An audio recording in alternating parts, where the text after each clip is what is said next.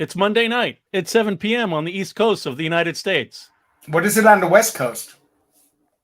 4 p.m. 4 o'clock. Right. What is it in the UK? What is it in? It's 5 hours. I don't know. In France, it's 6 hours. All I know is that it's Kirby Museum live stream time.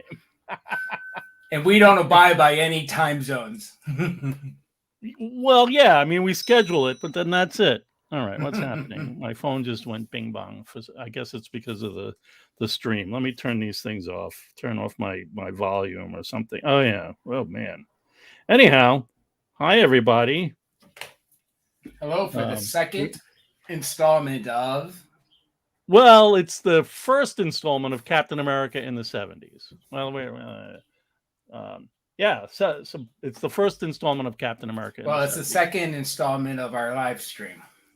Of our Marvel in the 70s live stream, yes. Live stream series that we started last week. And it's great to see comic book deep dives. All right, 4 p.m. That's right. And everybody, you should definitely check out Comic Book Deep Dive's YouTube channel. They're doing some really great stuff over there, and it's really, really, really cool. So yeah, we're going to take a look today at well, what did we do last week? We did a retrospect. We did a little bit of like, well, Jack's back, and we wanted to see, what was going on as far as Jack coming back. He did a lot of covers before his series actually started. His Captain America series started, so we took a look at the store at the covers, right? Right. And a little bit of this and that, All right, Lantern Zone, good to see you on YouTube. Carlos in Sao Paulo, fantastic, great to see you. Matt, fantastic. Hey, Matt. Glad you're here, Matt. Thanks for joining. Yeah, so we took a look at kind of like the ramp up to Jack Kirby returning to Marvel Comics in the 1970s. So yeah. So, but just taking a moment, look at all these fantastic series that we did on. Check out our YouTube channel.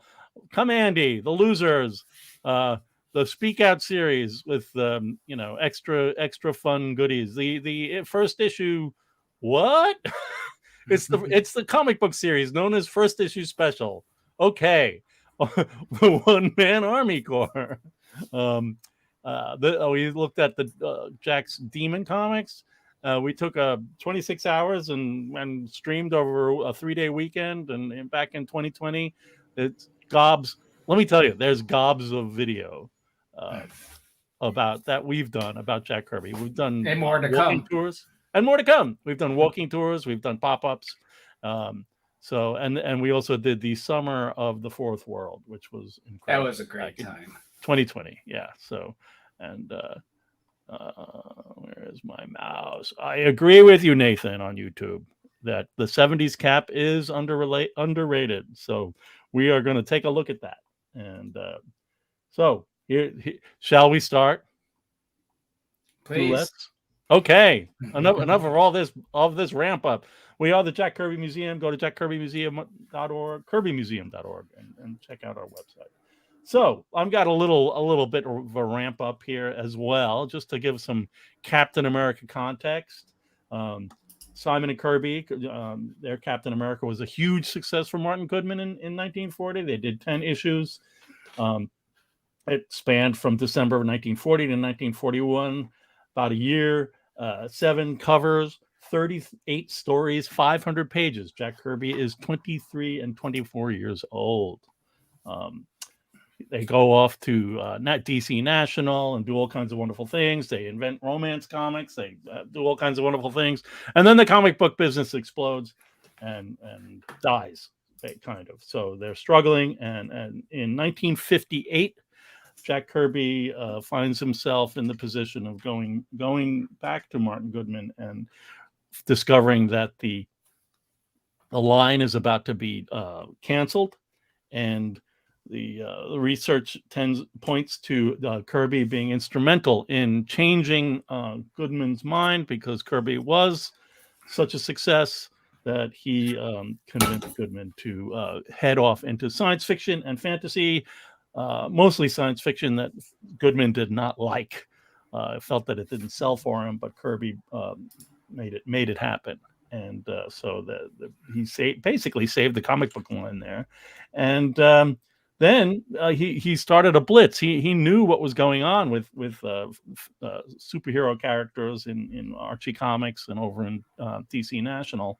So he started what he called a blitz of characters. He's 44 to 46 years old. Stan is the editor and a final dialogue writer. And so there's the Fantastic Four in August 61, the Hulk in March 62. You've got Thor in June 62. You've got you've got Amazing Fantasy Spider-Man, which Jack was instrumental in bringing about.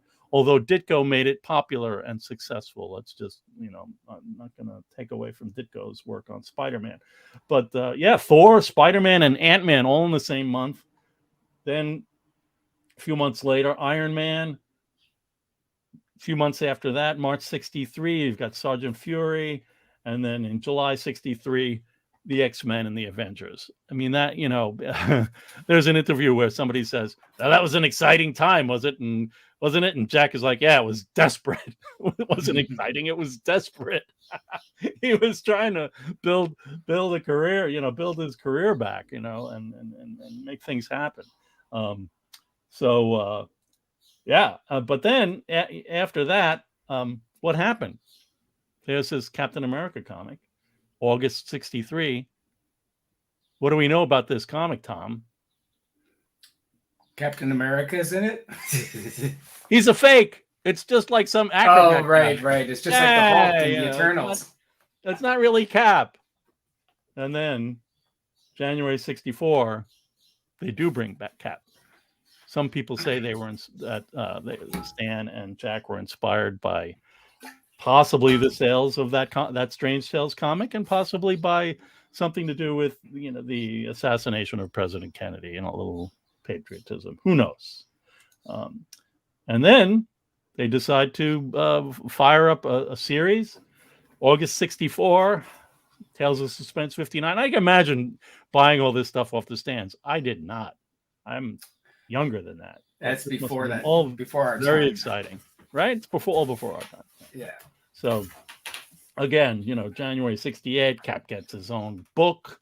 And then Cap 112 is the last story that he does in the 60s that Kirby does for Kirby. So what is that? But he did do a cover in 126. That's a weird cover. I know. I'm just saying. I know. Everybody says it's there. I know. So over 4.5 years of Captain America series, 37 covers, 48 stories, 591 pages. And Jack Kirby is from 47 to 52 years old. And again, so here's just from 1940 to 1969, he did 86 stories, almost 1,100 pages, 44 covers. That doesn't include the Avengers and the guest appearances and like the X-Men and the Fantastic Four. Jack Kirby is all over Captain America. That was the point of those few moments. Thank you for your patience. Stefano, good to see you. He's ready for the Mad Bomb. The Cap. Oh, Bob, yeah, the Kirby Cap brought you to Marvel. You had been a DC kid. Well, that makes sense.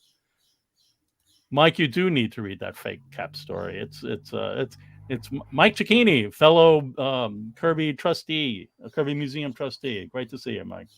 Yeah, so many great covers. Yeah, and it really is a lot. I mean, Jack really told a lot of Captain America stories. Drew a lot of pages. I believe we have some pages from 114 in our archive.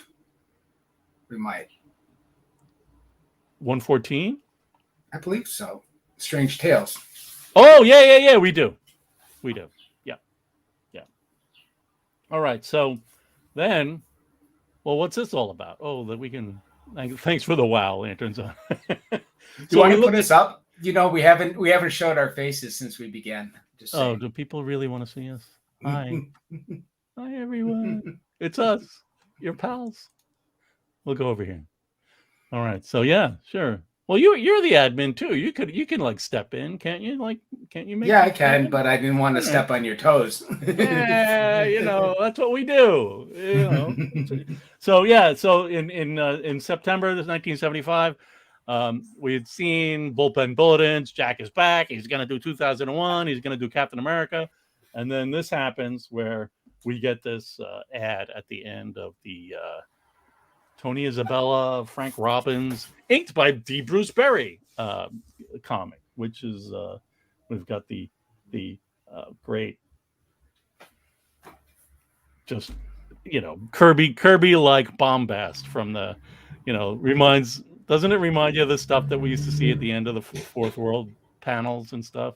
Yeah, just like just that Jack Kirby stuff. So it's really cool. Oh no! It's like the Fourth World. Mike's streaming it to his TV. I'm glad to hear that. I'm sorry, I interrupted. What were you going to say?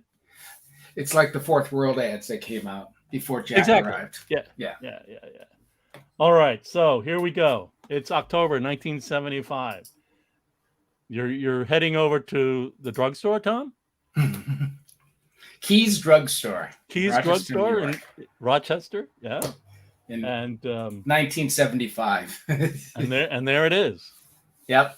And I opened it up, and my friend, like a month or two, probably only a month or two before, gave me a stack of Fantastic Four, and I saw the name Kirby on it. I didn't know who he was, and I went to the drugstore and I saw this. I picked it up and I said, "Hey, Jack Kirby, I remember he did the Fantastic Four," and that started the whole thing. I still have that actual comic in my collection. The actual one from the actual one that I bought off the rack. Yeah. That's great. So yeah, I mean, I bought this October 75. I was in Fort Lauderdale. I don't know what's wrong with Fort Lauderdale. It was me in high school and whatever. They have bugs this big, man. Anyhow, so we this is a photocopy that we have in our. So I'll zoom open a little bit. Oh yeah. So this is a photocopy that we have in our collection from the Kirby family's photocopy collection. So you can see, there's differences. There's Kirby dots in the background on the pencils that are not on the cover. I think that's the main difference. I mean, the buildings are Jack's face, Jack's Captain America face is like very cool, and then the actual Ramita face is angry and mean, which I guess they wanted. Yeah, and the leg, his Cap's right leg on the left-hand side of the image. Where's the squiggle? Ramita, you took the squiggle away. Come on. So they you can see that they kind of made sure that the boot was full, and that's right. They that is correct. The comic book deep dives, they took the word "the Falcon" out and put the title in. King Kirby is back, and took the Falcon out of the title.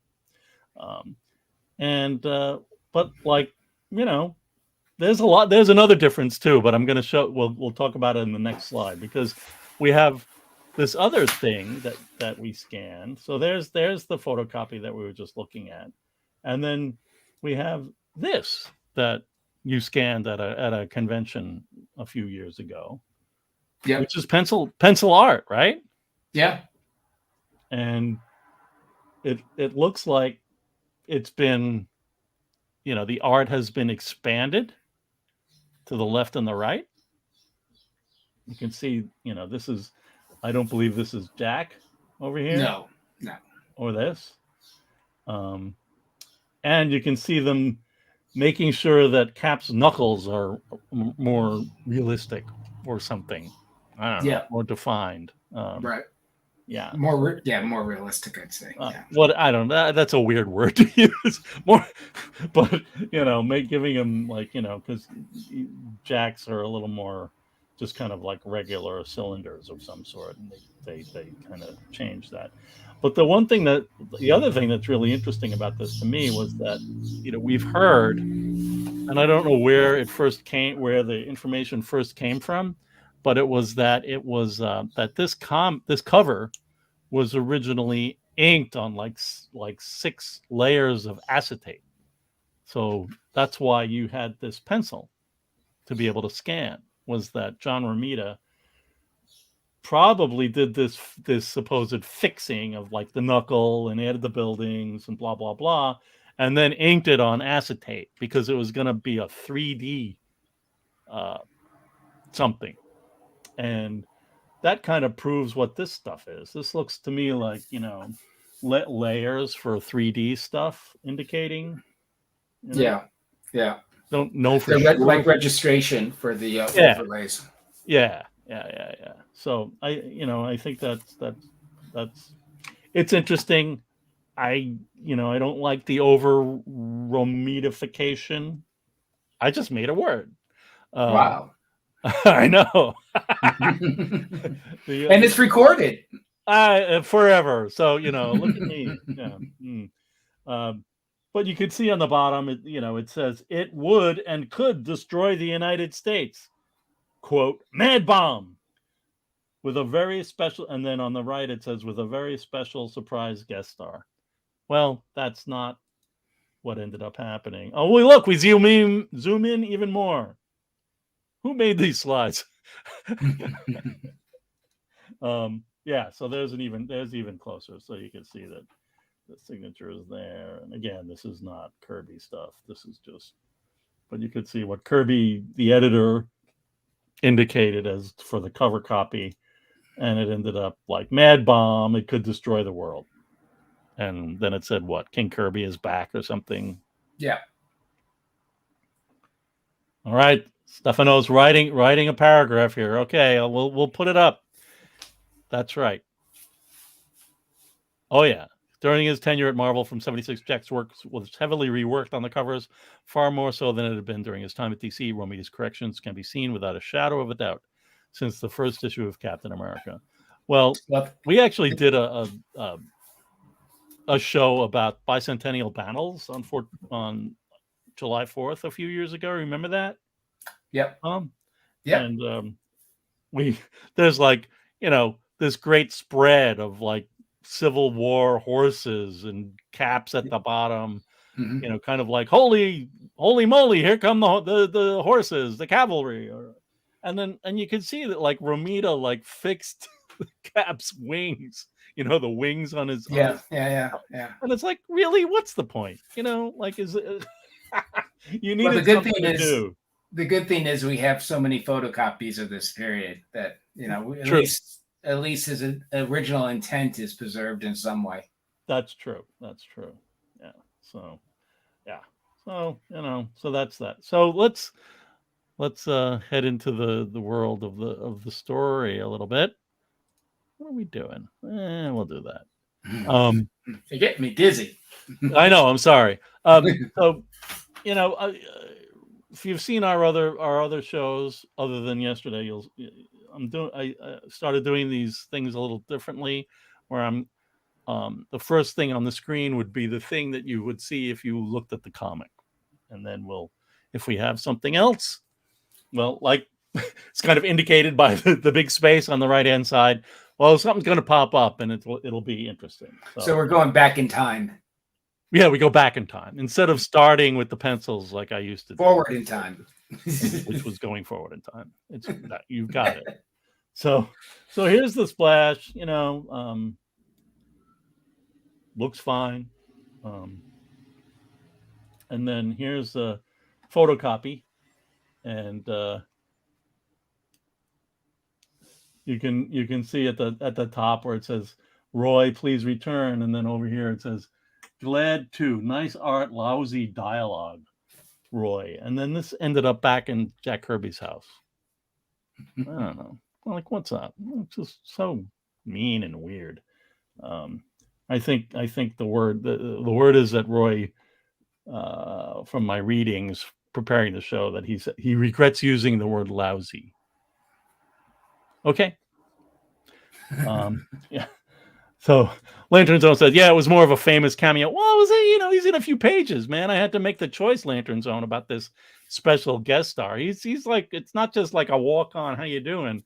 It's like 4 or 5 pages at the end of this story for this famous person. And yeah, so that's a little odd for that note, but I guess, yeah, other than that, it's pretty cool. Now what? Oh my gosh, then this.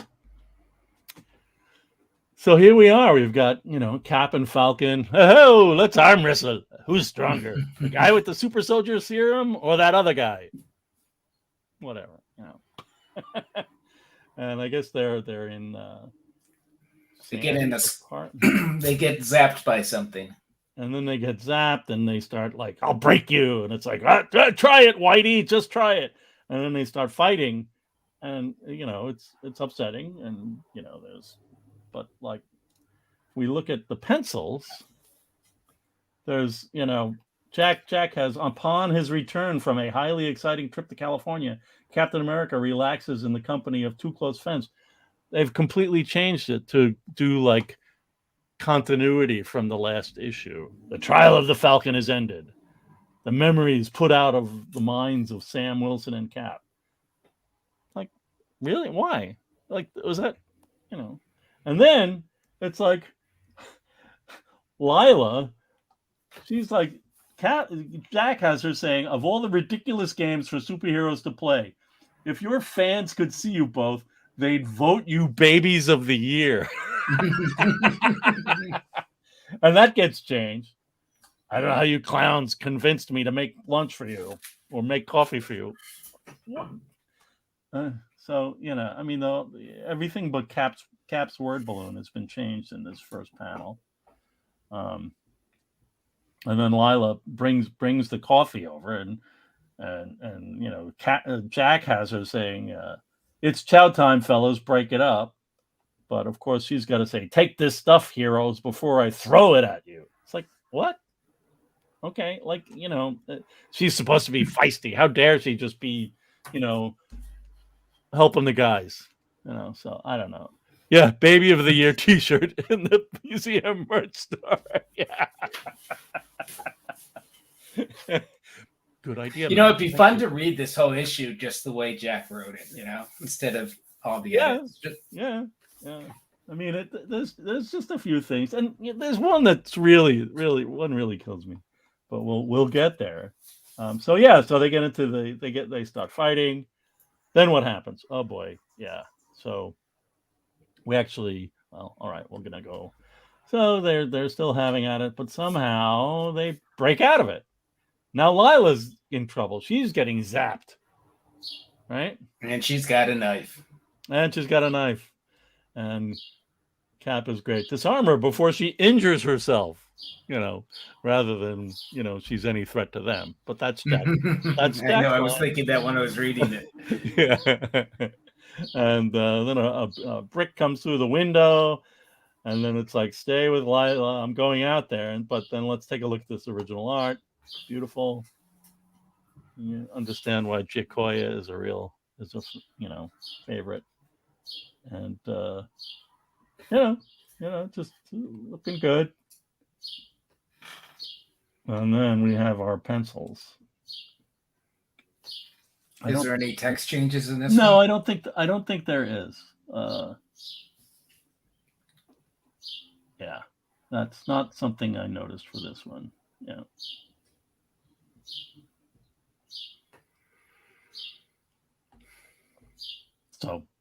So that's fun. We just had the original art, so I did it, So he heads out onto the fire escape, and it's mayhem. Mayhem? Look at it. It looks like mayhem. Wild people are wild like in the the commercial. Street. Yeah. So everybody got zapped. Everybody. They have, hey, I'm going to shoot this gun. No. Cap will tranquilize him by clocking him in the jaw with the shield. Oh, and then he gets grabbed by this guy. Whoa, yeah, more mayhem. People are wild in the streets. He flips the guy that was trying to stab him or cut his throat. That's right. Yeah, turning cars over. Yeah, there's a grade 6 panel. Right? Yeah. Grade 6 panel action. Yeah, that's true, Lantern Zone. So, so I wanted to put this up because Nathan Garcia on YouTube says that it said that Jack didn't initially want to work on Cap and Falcon. I don't know about that. It's interesting, and I could look into it a little more. I haven't seen anything like that. He didn't want to work on the Fantastic Four, right? He didn't. No, he didn't want to do that. I guess the suggestions were like Roy Thomas wanted to work with Jack on the Fantastic Four, but Jack said, sure, but give me a full script. And that, I think Roy Thomas balked on that. I know Mark Evanier, the word is that Mark Evanier also pitched or suggested that he and Jack, probably just Jack, do Cap in World War II rather than the modern day. But that didn't take either. So, yeah. But I hadn't heard that he didn't want to work on the Cap and the Falcon. I will say this, that Richard Kolkman, who puts together the Kirby checklist for tomorrow's, he said that with something I never noticed, that Jack never drew Red Wing into any of the comics. He never did what? Red Wing, the Falcon, the Falcon's Falcon. Oh. It's apparently not in any of these Kirby comics. So let's keep an eye out. I'm sure he's right, but still. So we'll see. That's what he said. So yeah, so he still there's trouble and gets stronger and stronger, and he sees something lodged between two buildings, and it's the Mad Bomb. What is it? There he is. He's like, what is it? He goes crazy at the last panel. That's right. He does. He becomes one of them. So he laughs. I've got it. Yeah, it's great. And then, hey, drop that. I want it. Oh my God, this guy's got like a hammer or something. Yep. He smashes it just in time. They both fall down, and everybody kind of passes out. And pretty much they wake up eventually. Right. Yeah, I've been sitting through reruns of old nightmares. Okay, the town is in trouble. Oh man. Yeah, that's not great. It's crazy. Yeah. Looks, he says, I haven't seen anything like this since World War II.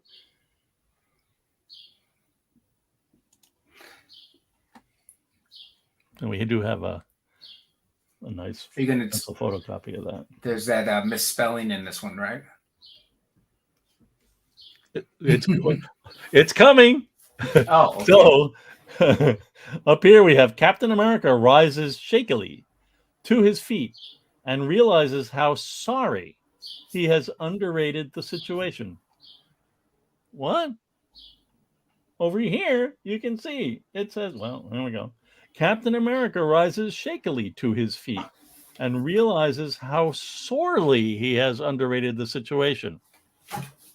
That makes more sense. Yeah, but whatever, the letterer messed up and it wasn't caught I don't know whether Jack had his hands on it. to look for stuff like that, or it was Or maybe something the in editor did it. the office in New York. Yeah. So, yep, that's too bad. So what's happening? No, that's right, John. On Facebook, yeah, they do. Richard also mentioned that there are some letter pages, and they kept saying in the letters page it was like, "Yes, Red Wing's coming," and like it never happened. So some of the letters column letter pages had that, and that it really is a great page, on a great page. Yeah. Okay, so now what? Wow. Sign is falling. He's gonna go And then save the her. Falcon rushes in and saves her, only to be stopped by Mr. Guy in a hat that looks like he's from 1950. He's got a hat. It's looking pretty weird too, to be honest. It's not. All right, superhero. I've got one piece of the answer. All right. Seems like, Cap asks about Lila, and there's this guy. That was a mad bomb. Well, I remember a strange object. And it has a simulated human brain. What do we know? Is anything in the news recently about simulated human brains? You mean AI? I don't know. No, I haven't noticed anything about that. Anyhow. So yeah, so there we go. He's the guy in the hat's like, all right, let's get on a plane Right now. right now. We're time for action.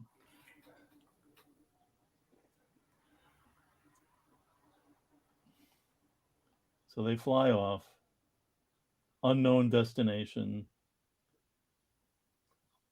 It's Mad Bomb Central. This guy doesn't like, there's no moment of credentials or anything. He's not like, I'm with Nick Fury and Shield, or I'm working with blah blah blah. It's just like I'm wearing a hat and I have this thing. Let's go. And sunglasses. Yeah, sunglasses.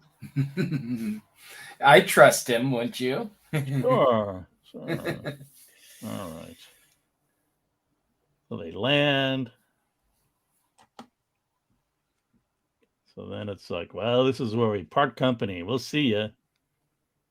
Okay. Get into this thing. Start walking. There's a bad vibe. Now what? Gas. Of course. Has to come. Somebody had a burrito for lunch. Really? Did I have it? No. Oh, okay. It's trouble. And then rods are firing at them, and oh my gosh. So eyes are smarting. Clear your vision. Here they come. The shield. Oh no. Cap does it. Lightning speed. Cap That's fast. That is. He cuts through the rammer, just inches from his face. And then they hit a wall. What now? Then the walls come tumbling down. They come squishing, they're just like squeezed. It's like in Star Wars, like in the garbage, right? Yeah. Like in the garbage. Yeah. But luckily, there happens to be a gadget, a gizmo. A gizmo. Cap is like, there's got to be a gizmo. There's got to be something here. Falcon, like, there's got to be something. How does he know that? Yeah. Well, there is. And they're lucky. Yeah, he had Shield, but not Nick Fury. That's true, Lantern Zone on YouTube. That's right. Yeah. So Cap was like, oh my gosh, I see a button. Button. Who's got the button? So yeah. So they fall down before they get smushed. Oh, we have original art. And no. Yeah, it's looking good. Again, I didn't find any script changes here. So Yeah, so they land. There's a light ahead. Let's move. Yeah, there's a light, all right. Ooh. Oh boy. So they get through they found Secretary. They never say it's his name. no boss level. They're at the they're in the The boss boss level. level. Yeah. So they can't. They're Mr. Secretary. Call me Henny. Right? He says at some point. Well, at least we'll get some straight answers from him. It's Henry Kissinger, Secretary of State. Yeah. Some original art. And a few little whiteout stuff, but I don't think it's errors or anything. Let's take a look at the pencils. Lovely. Oh, I see. There's something going on with Falcon's hairline. Made Jack Well, his cut head his is feet wide. a little too His far. head is wider. Yeah. Yeah, and the hairline too. You're right. Yeah. So it's fuller.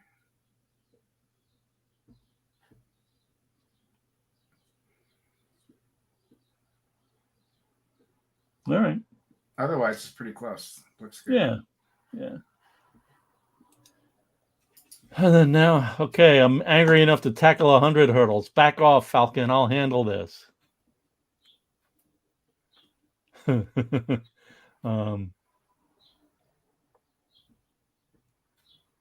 now Kissinger is having like the German accent.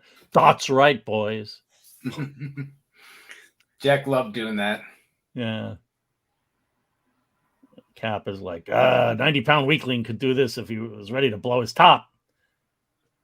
Cap's on fire. And then he says, by golly, he's tossing the entire first Schlogenerth crew. Okay. They want this to be a bloodbath. I think he says something. No, they don't turn this test into a massacre. Massacre. You sound like you're Dracula. Yeah. No, and then they're like, yep, that's definitely Captain America, sir. All right. He found what was it again? What was the button called? The gizmo? No. Gadget. He found the gadget. Yeah. All right. If you're dealing with a national emergency, So you can call. Go ahead.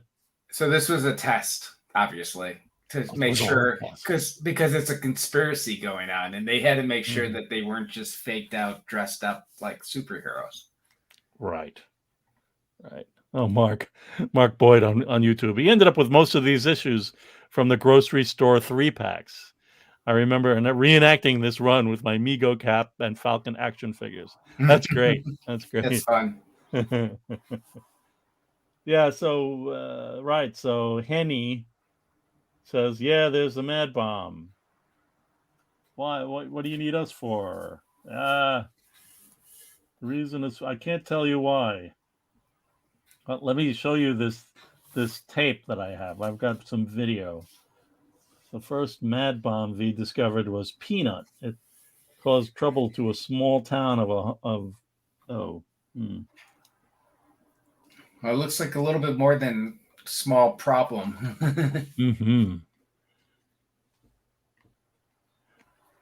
Yeah, and then it's like, well, that was the primitive model, and then there was, after Peanut came Dumpling, which on this River City, 200,000 people went wild, so it went mad. So the mad bomb that worked us over was a much larger one, and the next one may be even as big as a barrel. But they're speculating. Yeah, they're speculating, and Lantern Zone is right. Henny, is like something like M from the James Bond films. Mr. Exposition. What's that guy's name from Lyle Exposition or something from the Austin Powers?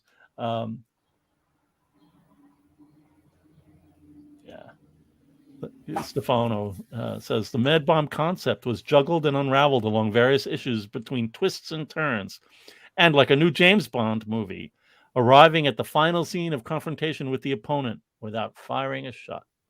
Well, we will see. Thank you. So now what? If this is so, then he pulls a picture out of his jacket, and he says, it's a small snapshot. It looks like it's maybe 4x6. Yeah. So just keep watching. And then Cap. Then he holds it in the last frame, and it's like huge. It's a 5x7. It's an 8x10. Stick to your ANSI standards. It's an 11x14 even. But anyhow, yeah, it's Big Daddy. It's Big Daddy. Look at the size of that thing. It's a Big Daddy. Look at that brain. That could destroy the U.S. AI brain. Okay. Here comes Chat Big Daddy. What happened? What's Charles up to over here? Charles LePage on YouTube. I started reading comics after Kirby left Marvel, so what you are reading would have been some of my first Kirby. I was bewildered by these stories. Took me a long time to appreciate them. I understand that. Yeah. So there we go. Big Scary. I remember being kind of enjoying the drama of how huge it was, and how bad it was for Cap, for the small one. So yeah. I remember just it's different now when you just read the whole thing together, but when you're a kid and you're going to the comic book store every Saturday and looking for the next one, and there's no internet, and you have no idea when the next one's coming out because you didn't buy the comic whatever review thing they used to list them. I would just go once a week and couldn't wait for the next Cap to come out, the first Eternals, all that. Yeah. So then the letters page is weird because there's a whole weird thing about please, this guy, I guess I'm somebody named Steve Rogers, who says, please don't let Jack write the script. This is the first issue. It's the first issue. He hasn't, and then and then this guy Mike Underwood is like, I can't wait to see Kirby. So it's that fake balanced. It's balanced, and it's like, yeah, it kind of stinks to have something like that in the first issue. I'm sorry. That's questionable. Somebody named Steve Rogers. Yeah, and then it's like, well, Mike, what do you think of the Jack story? And it's just weird. All right. So now we have the next issue. And we're just doing 2 issues at a time. We used to do 3. Now we're doing 2. And the same amount of time as when we did 3. It sure looks like it. Look at that. We're at 43 minutes already. Woo! Okay. So we do have the pencil photocopy from this art. But no indication of blurbism from Jack, the editor. So don't know. I don't think he would have said cataclysmic Kirby action in a mind-boggling Marvel manner. But he might have said something else. But see Cap and the Falcon battle for their lives against the Trojan Horror. That seems like a Kirby blurb. So, but it's cool. It's beautiful. I like it. All right, here we go. It's the beginning. So now they've got helmets on. Yes. They've made it to the stage where they can sit and have helmets on. Yes. They've calmed down, and they're gonna get zapped. Prepare for maximum charge. Okay. Oh, and then we have this issue's photocopies were particularly light. Thing was one of the light ones. We sometimes have that issue with the family's photocopies, but sometimes they're just light. So this actually was kind of like the best I could do with what we're looking at. Yeah, I mean the letter. I mean, there's like Jack writes, plot uncovered in the heart of the United States, the Trojan horde about to be discovered by Captain America and the Falcon. But they've got this inch up here with all this blah blah blah, so that Jack didn't get that thing in there. Yeah, kind of stinks. But okay, here we go. Let's see. All right. Oh, John Sagna says Mike Underwood was great. He wrote a lot of pro Kirby letters. Oh, that's cool. Mark Boyd says, I'd read about these mean fake letters by staff, but nobody names the names of the miscreants. Water under bridge. I'd like to know who was responsible. Yeah. Where is Karis? Yeah, I mean, it seems like the office, didn't appreciate Jack, and we've heard a lot of weird, awful stories about what was going on at Marvel in New York at the time. Holy macaroni. It's the classic Kirby first page splash. Turn the page. Oh, it's a spread. Hooray. Oh my God. It's a great spread. It's a great spread. Yeah. Peanut, dumpling, and then Big Daddy. We kind of almost have a guy in the corner looking out at us, right? Over here. Right? Yeah. Maybe. Classic Kirby, classic Kirby guy in the corner. Well, there he is. He's crazy. He's now we go through what? The peanut, the dumpling, and the Big Daddy. So it's a recap of all the different sizes. Good. That's right. It's not good.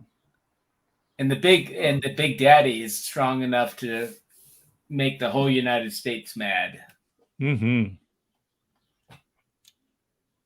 I am a little entertained by I mean, this is like a symbolic spread in a way, right? Because they've got their helmets on, and then it's like, well, here's what's happening. It's almost like a let's catch up to what's really going on.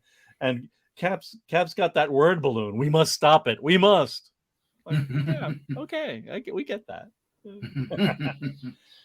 because we have the art. Beautiful. Again, we don't have the pencil photocopies because they didn't make copies of that in the Kirby house. But still cool to see. Let's see, where am I? I'm over here. Hi, Steven. Facebook, good to see you.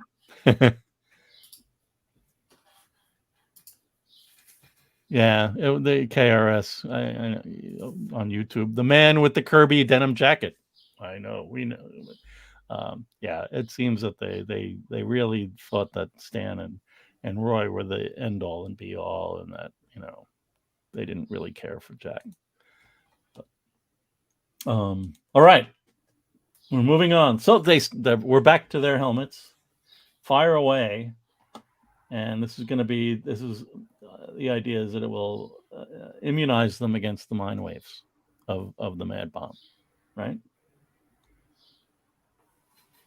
Okay, and let's got a cool Kirby Crackle bottom tier there. Circuits open, charge released. So the question is, like, how do they know that this? So they've only had a couple experiences with the rays that come out of the thing. How do they know that this is what they should do and how much a dosage, and did the FDA approve it? And I'm still trying to figure out how they broke out of it in the apartment in the previous issue. Yeah, that's true. But they did, because they're superheroes and they have super That's brains. right, buddy. I mean, if the Falcon had the super soldier serum in him, we could say something like that. But how did he get his superpowers? I never knew that. I don't think he actually does at this time. I think he's just like a guy with a flying suit. Please tell us in the chat. Help us. Because like in the Marvel movies and the Captain America and stuff, he's just a normal person that has all the mechanical stuff. Yeah, that's what he is here too, as far as I know. Well, the way that Jack talks about him, like in the last issue, his super speed and everything like that, is that from? True. Yeah, he's just a great guy. All right, so they get hit, and they're like, "Well, do you think it worked? Who knows? This I might have just killed two superheroes." Yeah. Okay, they're merely stunned. All right, so then finally we cut. Now we get the backstory. General Hessian, which is a reference to the Hessians, who were German mercenaries who worked for the English in the American Revolutionary War. That's cool. Yeah, and so he's reporting to this guy in a like, what kind of, he's got a wig on, and he's wearing this costume at a ball. He's gonna wear it on the night of the 4th of July for the bicentennial, because we'll find out later why. Happen. Yeah. Warren on YouTube, is there anyone who has come close to Kirby's imagination and influence over comic art? Mm-hmm. You're talking to the guys at the Jack Kirby Museum, so we're going to say no. But there have been some. There are some great people out there doing amazing things. And the patented Kirby crackle, Stephen Payne says on Facebook. So we've got this guy. I'm going to wear this thing. And then look at me, and here's a painting of my ancestor, William Torrey, which is like the nickname for the British. So Jack gave these guys, and then he's all complaining about the Declaration of Independence, taking away power from the elite, and how the elite have to get their power back, and and everybody's there to serve the elite. Yeah, we were born rich. We were born to power. We don't care about money. The other guy cares about money. Yeah, right. Yeah. But and then he's like, but I tell you, I have to get my revenge against this guy who killed my ancestor in a duel. Who can that guy be?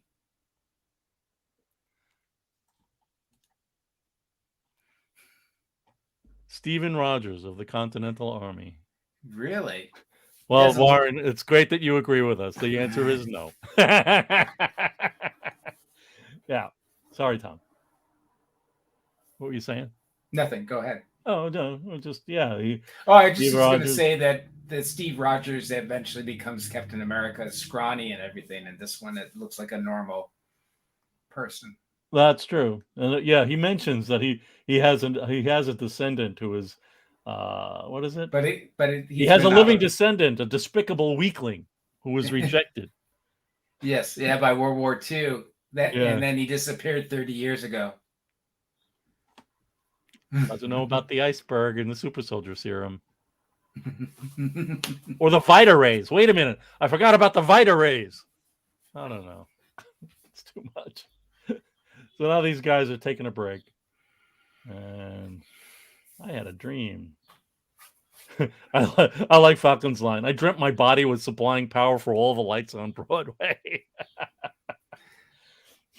Yeah, they really get into some kind of racial talk here. I mean, about black people. Oh, yeah. He says, I dreamt about my ancestor. He fought in the revolution. Falcon's like, yeah, chances are he owned a farm with a lot of singing black slaves. Burn! Oh, there we go. We got some original art. I picked this one. We had a few pages of original art, but I didn't want to feature too much of it. I don't know why. But I like the middle tier because it's that villain soliloquy in a way. We've seen that in Dr. Doom did it. We saw Darius Drum do it. It's just something that Kirby liked to do, give a little bit of that villainous motivation. So there we go. Yeah. Yeah, I don't think the script was changed for this stuff. I'll find him. I'll find that guy. All right.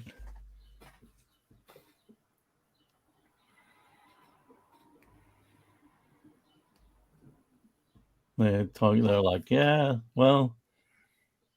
It's funny because Cap just seems like doesn't get the conversation or anything. Just yeah, no, I know.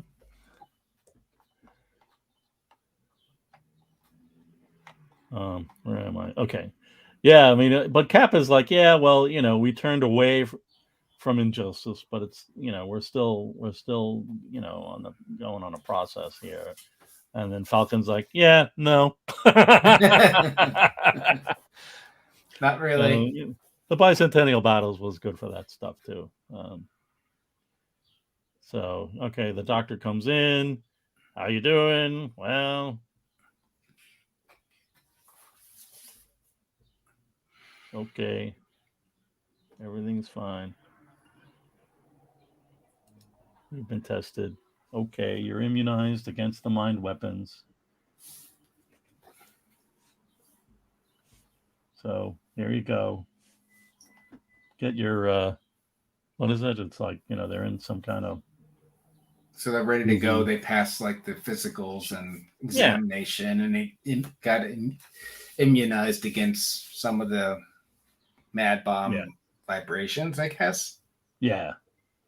Oh, so Comic Book Deep Dive says villains love monologuing, and they do. It's one of those things. So there's some skimmers. There's a skim. They're in a new skimmer, and they've been looking for a place to land, and then they go and they land, and they're not in their. They're in like regular gear. They don't have their uniforms on. They're superhero togs. And then what?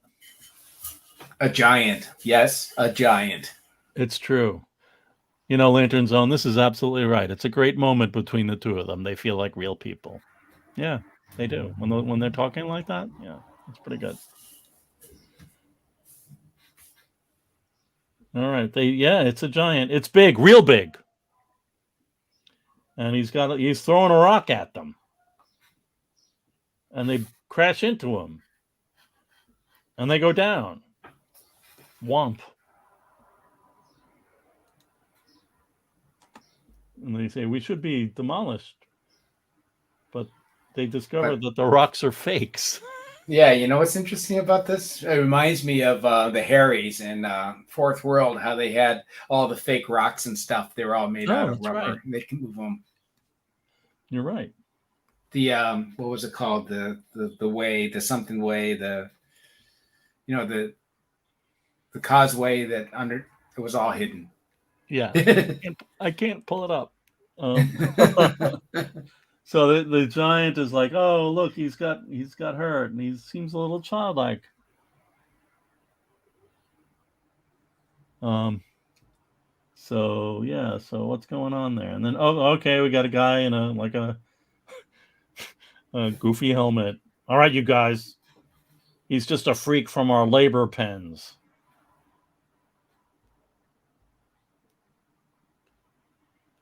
So then they're like, well, can't you see? Who are you guys? You're a SHIELD agent. Welcome to the headquarters of the Royalist Forces of America.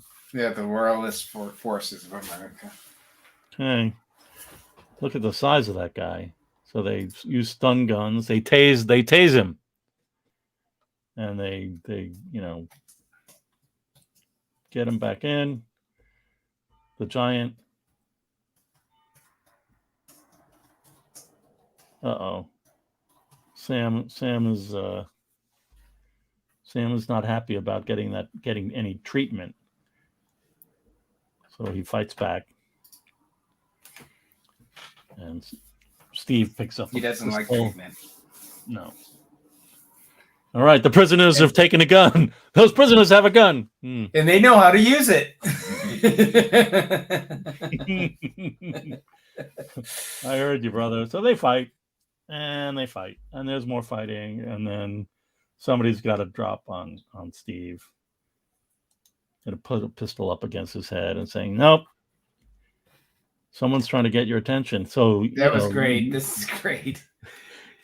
Oh, and get down, Steve, because that guy's gonna pull the trigger. All right. So, oh man, look at the size of that gun.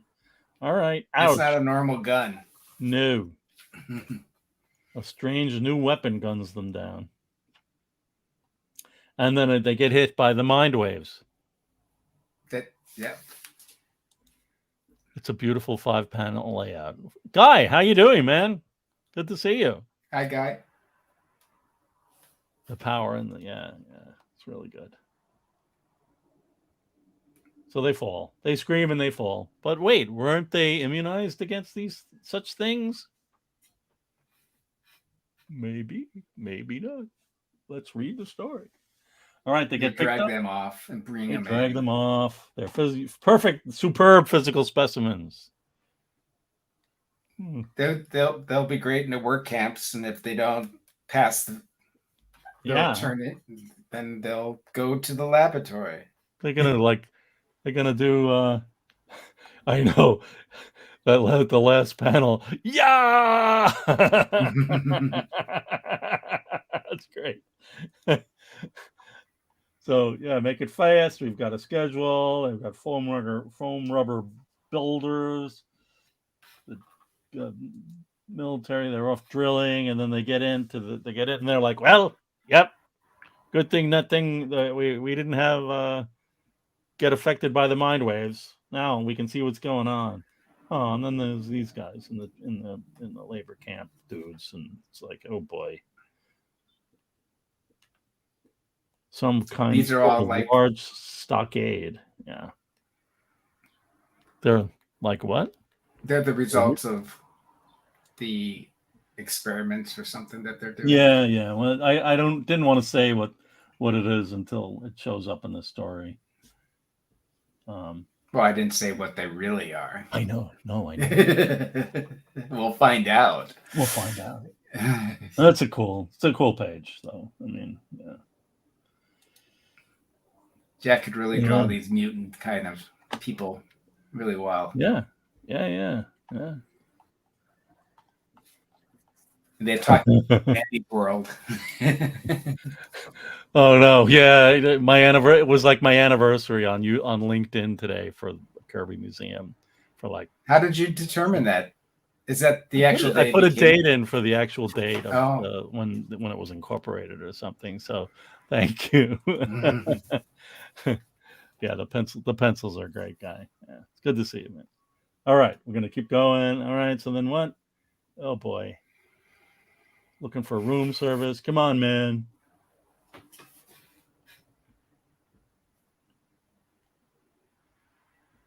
Yeah, he starts asking questions about. Yeah, wheel them in. Brain and gland specialists. Yes. Glands to make you get cause weird growing. I have swollen glands. No, I don't. All right, there's no telling what a man will look like when they're finished with him. All right, well, that's enough. So that's their new America: soldiers and workers in the service of a ruling elite. Yes. Let's get lost in the crowd. Oh, look, Steve has his shield on his back. I never would have known that. Wasn't that uncomfortable? It was, but it's comics. Yeah.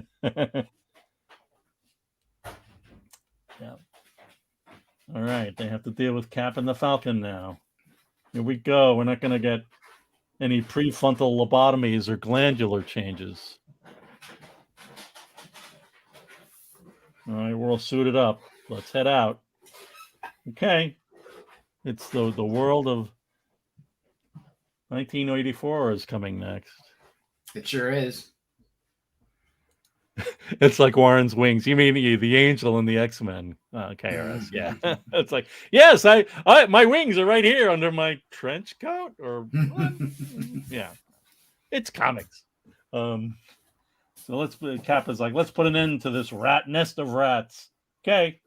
Yeah. We're ready. Exciting World of 1984. Yeah.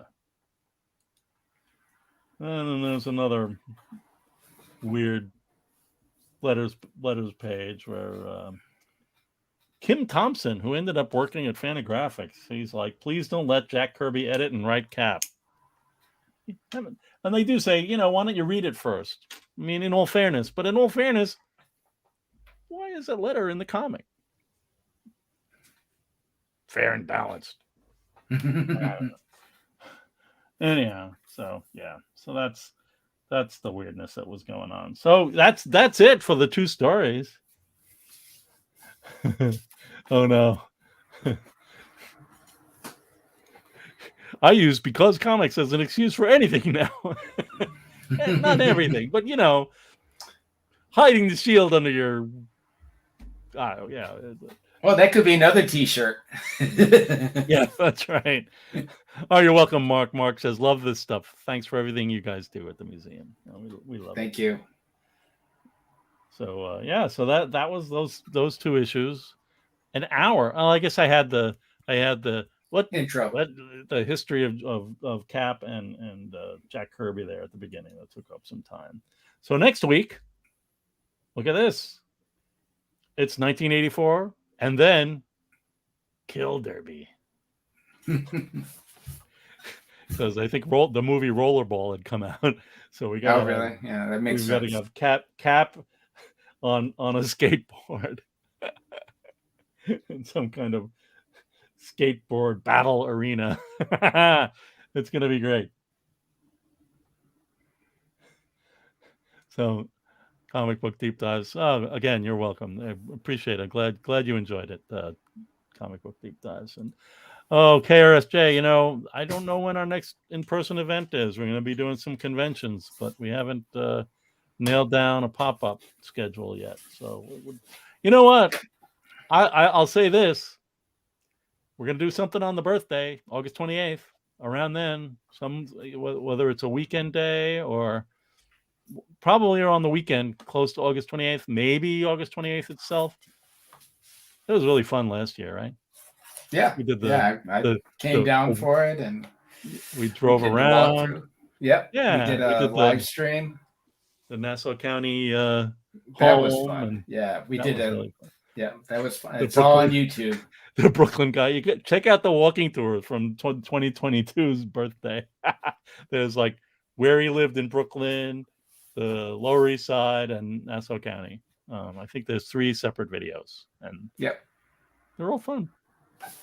We try to have fun, but we love Jack. We want to get the word out about Jack. So, thank you, everybody. Next convention. Well, we're going to be at an LA Comic Art Con, right? In a few weeks. Yeah, we're going to be there on June 4th. So if anyone has comic art, make sure you go there. You can go to the lacomicartshow.com to get information.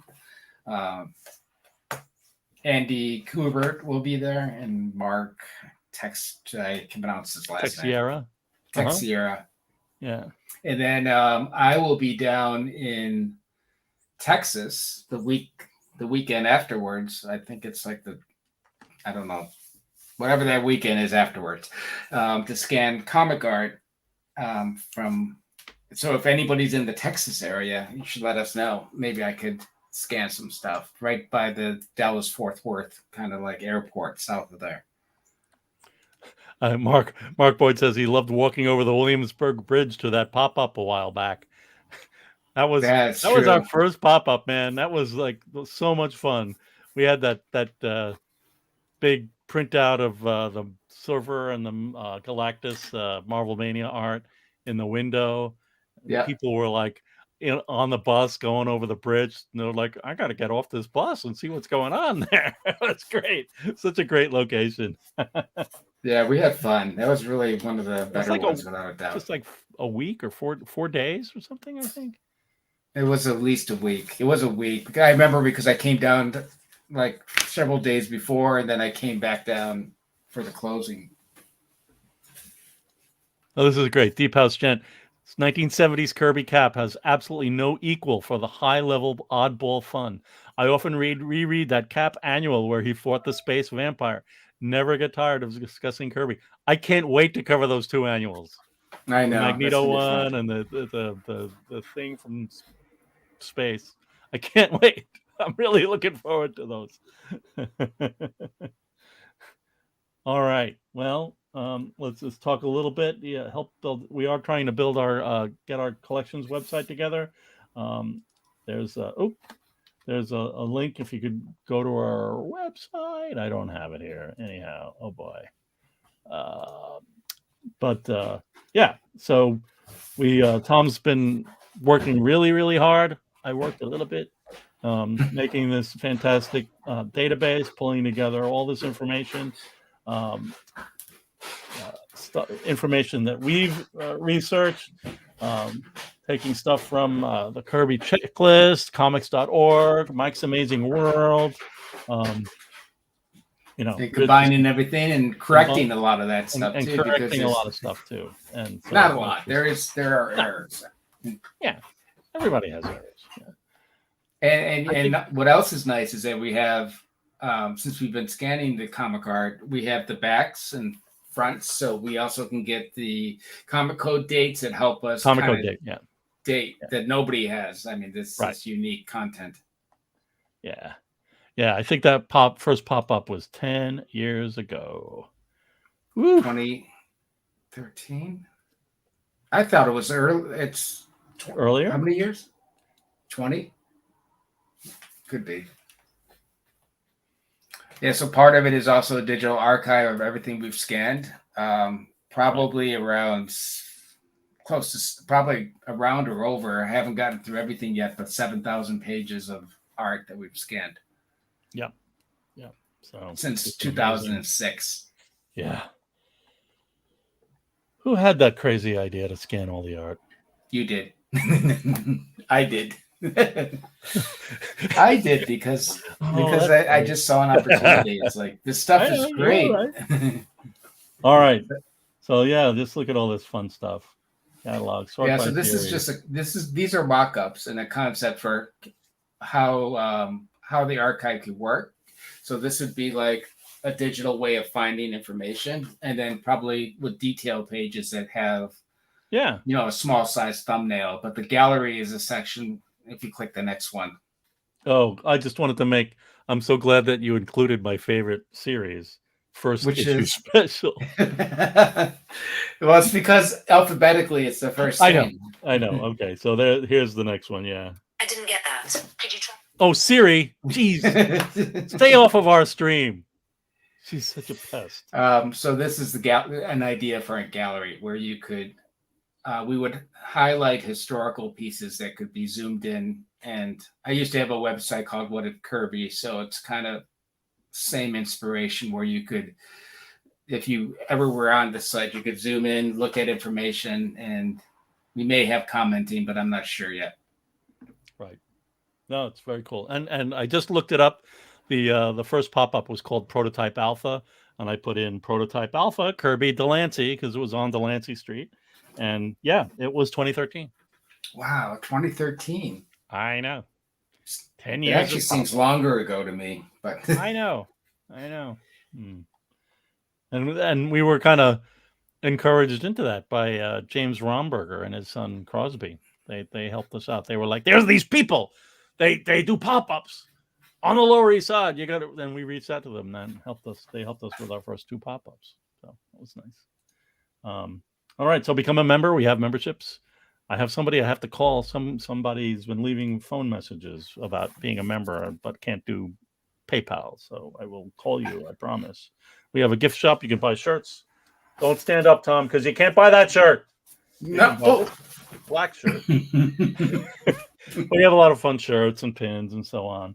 So, yeah. And, of course, we appreciate commenting and liking, subscribing, sharing, taking our notifications so that you know that we're scheduling our shows. Ring the bell. Ring the bell. Ring the bell. Let's take the notifications. Ring the bell. Ring the bell, I tell you. I can't. Who keeps ringing that bell? So, I'm referencing, as far as I know, it's a Nestea commercial with a spongified Sylvester Stallone. Anyhow, so yeah, so next week, check it out. It's going to be fun because it's fun. Why we wouldn't be doing this if it wasn't fun. Thanks so much, guys. Really appreciate it. And all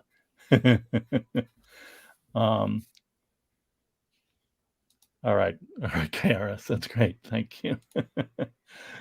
Okay, we will. I'm going to click on, and that's our farewell screen. So we will see you next week. Thanks, Stephen.